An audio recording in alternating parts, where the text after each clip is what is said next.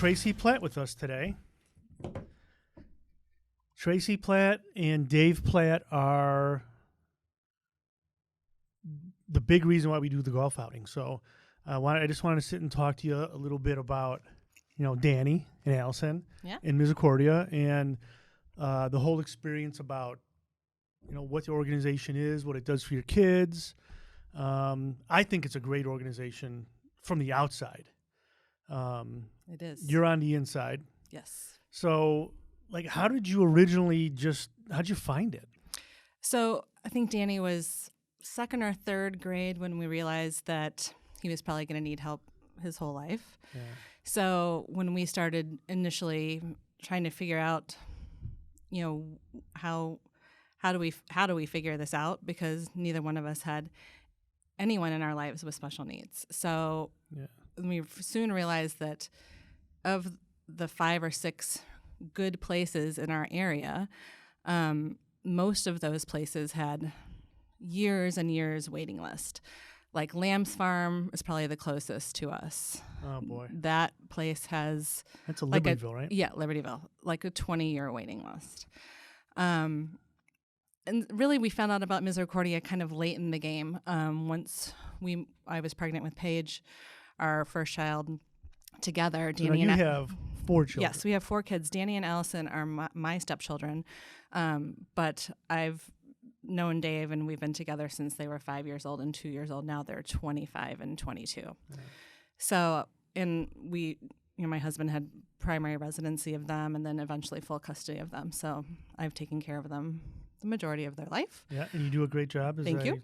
I will say that as a fellow parent. So, as they get older, and it goes by very, very fast, you start to, wonder how are we going to take care of this kid? So now, what kind of care do you? A lot of people don't understand. No. When you say take care of. Well, and Danny has autism. And autism, that diagnosis was relatively new. Right around the time he got diagnosed, it was starting to kind of come in the forefront, and now it's like the stats are like 1 in 53 kids is diagnosed with autism. Yeah. And it's climbing. Yes. So Danny's considered high functioning, and actually he got an Asperger's diagnosis, which turned out to be an incorrect diagnosis because most of those people have average IQs. Danny does not. Mm-hmm. So he struggled through school. When I met Dave, he was labeled as emotionally disturbed, and I knew that it was more than that. So through doctor's appointments when we could, because their mother fought us every step of the way on getting the proper diagnosis. We finally did, or so we thought. And then Danny especially developed some medical issues. Both Danny and Allison have severe scoliosis, and both have had spinal fusion surgery. They had it a year apart. And how old? Danny was a freshman, 8th grade going into freshman year. Freshman at Hersey, right? Yep. And Allison was 8th grade. It was exactly a year apart. They had the surgery. We did not have full custody of them at the time. But and then Danny, before he had the spinal fusion surgery, got very, very sick and was in and out of Children's Memorial with this really rare case called SMA syndrome. Very long story, but we had to get that fixed before he could have the surgery. Oh. So we knew that we were kind of in it for the long haul with his medical conditions. And on top of everything else, he seemed to be deteriorating. His speech deteriorated. Lots of where you can understand him very clearly in videos as a child. And as you know, it's difficult to understand him now. Now, is that something that that just comes? Did it all happen at once, or is that just something that gradually? No, it's been a slow deterioration, and now we understand why. Yeah. Because once Danny was in Misericordia for about a year, we know when you don't see your kid every day, it's you notice things easier. So we noticed that his gait, the way he was walking, seemed more affected. He was slower, and he's a slow-moving kid anyway, but he seemed slower than usual, and we thought maybe it was his back, his spine so maybe the rod shifting or something. Yeah. So we took him to an orthopedist that Misericordia helped us find that deals with children with special needs, and did all the x-rays. Everything was fine with the spine. He said, but there's a few other things that are concerning me. I'm going to send you to this new neurologist since you guys haven't seen a neurologist in a while. We hadn't seen a neurologist since he was the autism diagnosis, because, you know, once your kid gets diagnosed with that, there's not a lot that can be done. And then you go see either a psychiatrist or psychologist to deal with the meds if you choose to do meds, which we did for a long time. Anyway, we went to this new neurologist. I didn't even go to the appointment. Dave took him because we were leaving for vacation on the day of the appointment, thinking it was just going to be a simple nerve test and he would be out of there. And that's the day that we found out that he actually has myotonic muscular dystrophy. That's MS, right? MD. MSMD? MS is... Oh, that's right. Yes. MS is a little bit different. Right. So muscular dystrophy is basically muscle wasting over time. So that's... all of his symptoms, the deterioration over time, now made sense. And if you look at and the speech too. The speech. So if you look at the symptoms, the list of symptoms, you know, excessive daytime sleepiness, early onset balding for men, you know, facial weakness, difficulty controlling your tongue, swallowing issues, gut issues. Danny has all of those things. So that's a lot. I mean, how do you guys? Okay, so Misericordia. Now going back to Misericordia, they're treating all of this stuff, right? Well, right. So you know, he went into Misericordia. You know, just kind of stepping back a little bit. So you know, once we realized that Misericordia is where we wanted him to be, we looked at a few different places, not many, because really, once we got to Misericordia, we were like, okay, this is like the Cadillac of all the places, and it's really, to me, and the only place I would ever consider dropping him off and leaving him. I mean, and so for people who don't know, Misericordia, it's a campus. Yes, so Misericordia is a 31-acre campus at Ridge and Devon in Chicago. It's basically an Edgewater neighborhood.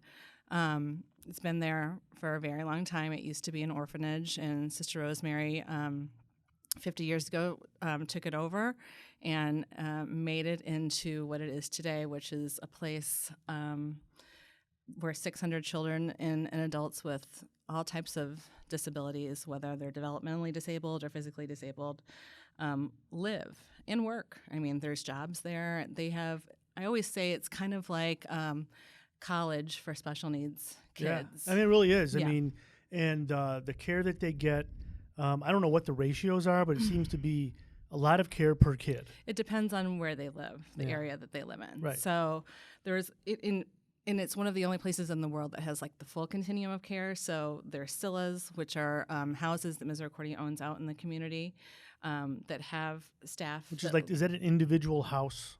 Yes. So it looks like a brownstone. Yeah, yeah. So it's but they have staff that actually live there. Full time. Full time. Mm-hmm. The one that we toured when we were, because now we're considering Misericordia for Allison. The one we toured for Allison actually has a married couple with children that live in an apartment in the basement. Oh, really? And they take care of all the kids. They take care of all the kids, and their kids are integrated within the house with these 6 women. And then what about doctors? So there's doctors on campus that come to campus. So we got Danny and Allison working with a set of doctors that actually go to Misericordia, and so all of his doctor's appointments are there. So you don't have to travel all over the world. No. A few years back, right before Danny got in, they built a dental clinic, and actually Dave. I remember that. That was huge. Yes, it was a big deal. Yes. So Dave actually, since he works for Hugh Freedy, was able to provide them with all the tools for the dental clinic. So he doesn't have to go anywhere. Like when he had to get his brace for his leg, it's all on campus. Everything they come. I mean, because for now, just imagine. I guess the thing that I was thinking about was, can you imagine? How long has Danny been there now? How many years? 3. Is it going on 4? Oh God! Yeah. Just imagine. I think it's going on 4 in December. What the you need one doctor to look at the muscular issues. You need another doctor to look at the, and we do still take him to Northwestern for the muscular dystrophy stuff. But as a parent, it's got to be a lifesaver as far as time and logistics go. For sure. I mean, you have 2 other kids, that are in grade school. Well, one's in high school One's and grade in high school. school. And that's a handful right there. So yeah, when you look at what the convenience of having it all in one spot does for you. Yeah. Well, and it's not, I mean, that's a big part of it for sure. But it's just, there's no better place for in my mind, I couldn't imagine a better place for a person that has special needs. Well, no matter what type of special need that you have. Right? They seem like they're the pros. They're if there is such a thing. I mean, they've got the facilities. It looks like they've got the experience, and they've got the culture there that you'd feel. Like you said, I think you've mentioned it. I couldn't imagine putting my kid in the care of anywhere else. I mean, there's, things here and there, like, easy things. But I mean, I always call it when Danny comes home for his weekend home visits. Yeah, he's leaving clothes all over the place and not doing his dishes. And I always say, you're not at the Misericordia Hotel anymore. Because they really do. I mean, they do try to get them to be as independent as possible. But with 12 guys living in the house, they're doing a lot for them. So there's 12 kids living together. In Danny's situation, yes. And in that situation, and learning hopefully from each other. Yep. But and he has a different schedule every day. So there's a house mom or something? There's a bunch of different staff. There's always 3 or 4 staff members in the house at any given time, and then there's a dedicated overnight staff person that stays with them. So they also got Danny hooked up with a job with the White Sox? Yes, Danny is a greeter for the Chicago White Sox. He started that.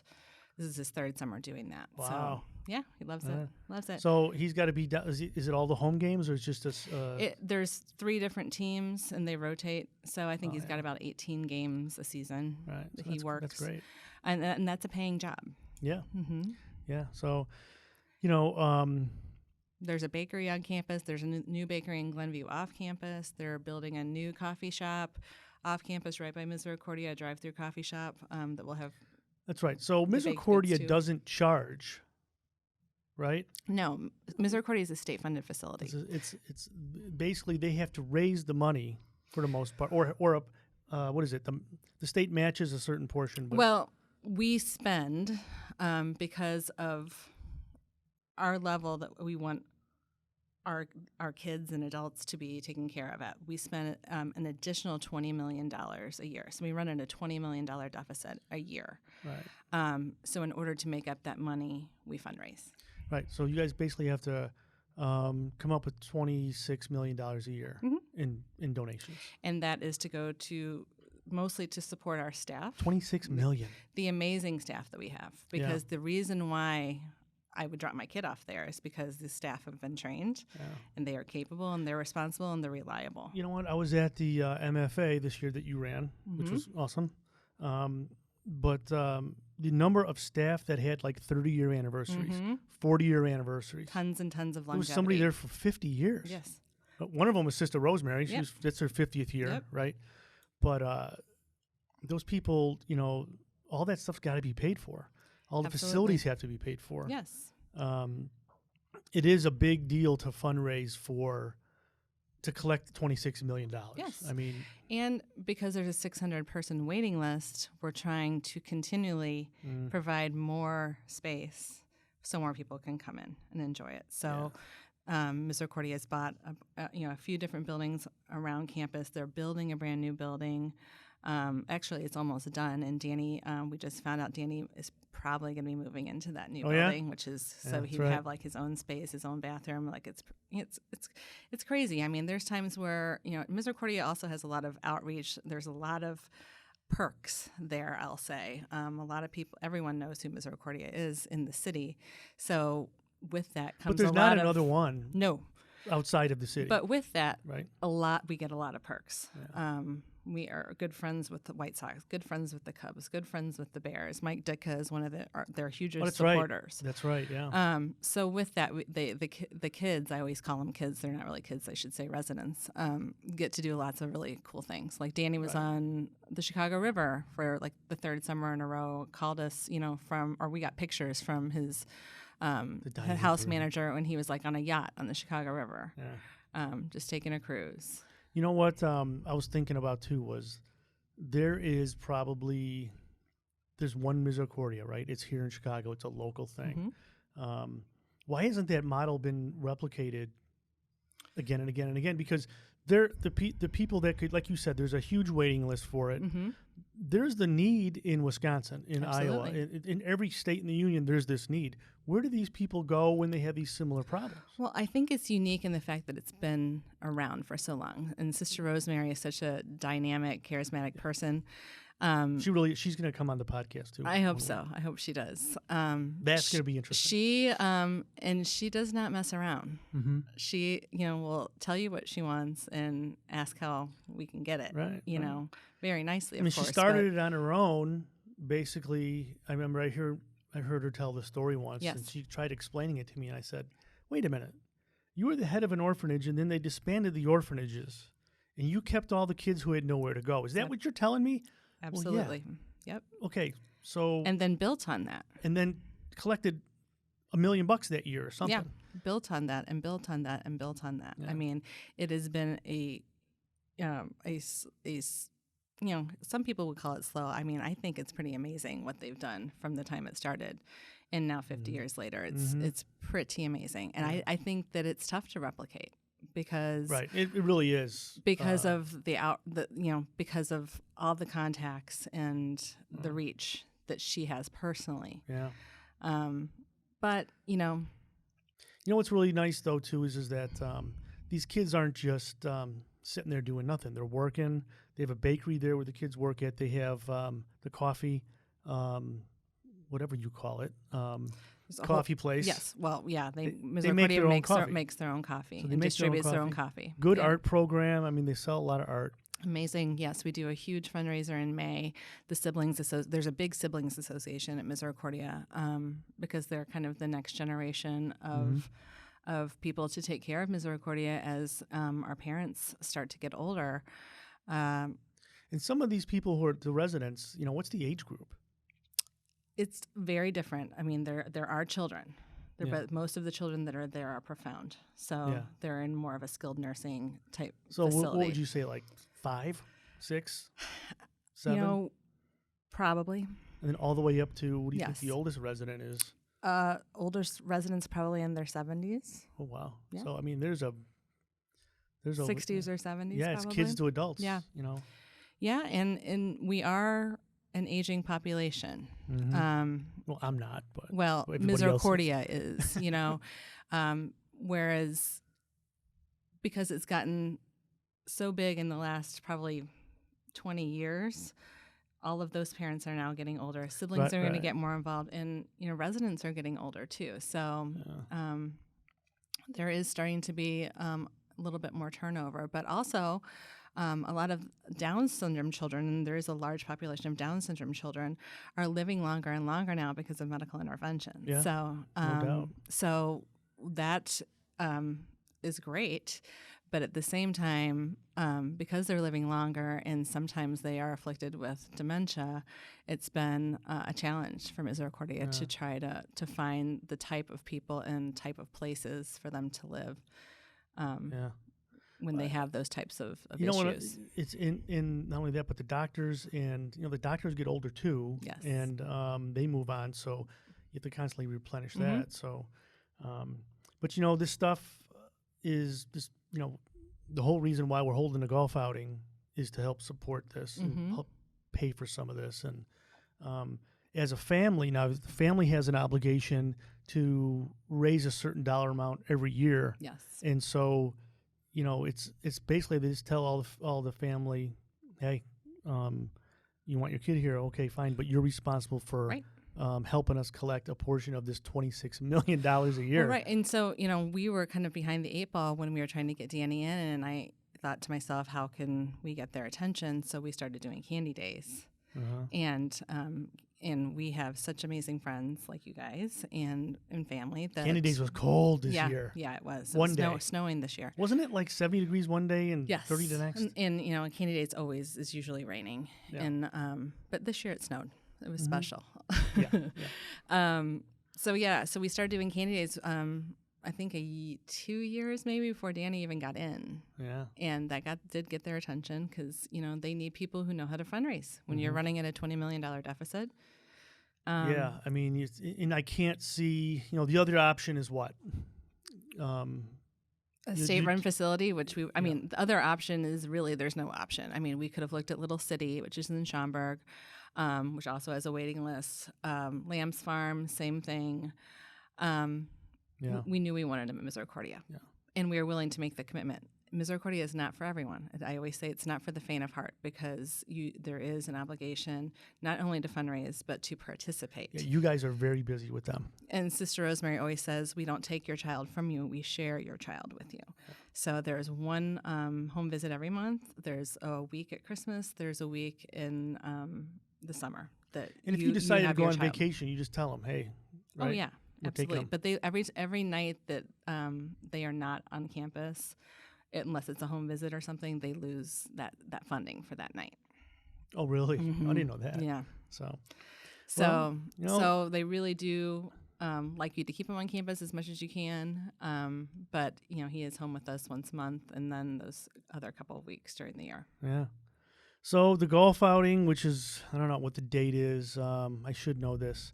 It's coming up last week in September. That's going to be, one of the big, things that we do to help out. And we did Broker Hockey, which was so awesome. Oh, this my year. God. You guys have just been absolutely amazing. Broker Hockey was a huge success this year. Yes. So, but, you'll be there. Yes. Golfing. Danny will be there. And then, Allison, our 22-year-old daughter, who is a little bit higher functioning than Danny. We recently, within the last year, found out that she also has the myotonic muscular dystrophy. Not quite as severe as Danny yet, but it is a disease that progresses over time. So, and there is a spot in Asilla, hopefully going to be available to her sometime soon. What kind of, have you noticed that the treatment and how they deal with, their ailments and stuff? Have you noticed there really is no treatment. There's nothing? And we wouldn't, even if we had known that what the diagnosis was, 20 years ago, we wouldn't have done anything differently because you can only treat the symptoms. Yeah. I know that they do a lot of work with, orthopedics and braces and stuff like that to ease some of the symptoms, but and the gait issue and the walking, I mean, really it's like your muscles are, deteriorating, therefore stiffening over time. And, eventually his mobility will be impacted. His airway could become there's, it's kind of scary stuff, but, you think about all the things that are muscle in your body, like your heart, his heart's fine right now. Everything is okay. And Allison too, same thing. But thank God he's at Misericordia, because Misericordia, when you make the commitment to put your child into Misericordia and do the work that it entails, they make the commitment to take care of your child no matter what happens. And they have these now. Danny's not the only one with those symptoms there. There are probably other families that have similar. There's not with myotonic muscular dystrophy necessarily. I think there's been. We asked that question at his last meeting, and they knew of a couple people within Misericordia. There's a lot of residents that have Down syndrome, a lot with just, kind of undiagnosed, non-specific disabilities, cerebral palsy. Really, it runs the gamut of things. Yeah. And, but, he's in a house with like-minded individuals, so they do try to group them according to ability. I was just wondering if the doctors that are treating them are obviously they have to specialize in that field, but when you get to a place like Misericordia, if you're a doctor, I mean there's a group of people that may all have the same symptoms, and maybe some of the parents and some of the knowledge base that's spread is another really part the doctors you're seeing it on campus at Misericordia are for like your routine colds, things like that. If someone needs a specialist, then you're normally taking your kid off campus to the specialist. So the next thing I remember coming up over the summer is the block party. Is that it over there? Family Fest. Family Fest. September 8th. So that's huge. Mm-hmm. And that's open to the public. It is. And everybody should support it. Family Fest is basically just a carnival. Yeah. It's a carnival. I mean, it's like Taste of Chicago, and it's like got kid rides. You can win a car. The Heartbreakers and the Heartzingers perform. Yeah. There's a silent auction. It's a little bit of everything. They always have the Bears game on because it's on a Sunday, It's always in the fall. It's lots of beer, lots of good food. I always have a great time. Yeah, when I'm down and there, it's usually a sunny day, and it's really amazing because it's on campus. All types of residents are able to participate. So, you'll see a profound person in a hospital bed being wheeled around Family Fest because they can, which is amazing. We wheel them out the front door. So, well, that's great. I'm glad you came by. Thank you. I know that it's kind of hard to talk about, but it is. I mean, we're used to it now, and